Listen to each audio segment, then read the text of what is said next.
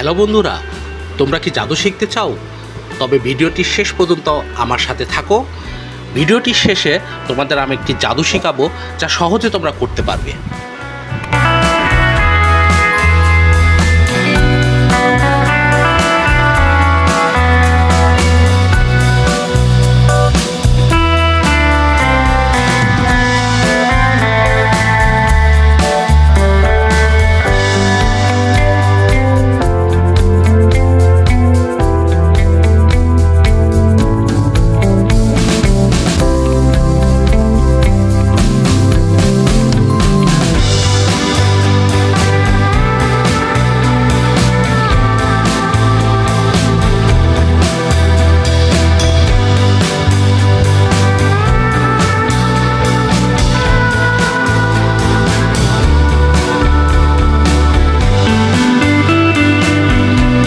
ভিডিওটি কেমন লাগলো?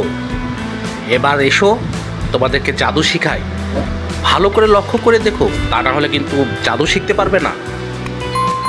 যখন আপনি ভিডিওটি লাইক দিয়ে চ্যানেলটি সাবস্ক্রাইব করবেন, তারপরে রিমিক্সের উপরে ক্লিক দিয়ে ইউজ দ্য সাউন্ডের উপর 2 সেকেন্ড ধরে রাখুন, তারপরে এমন একটি ইন্টারফেস দেখতে পাবেন, যেটা আপনি নিজেও চেষ্টা করে দেখুন।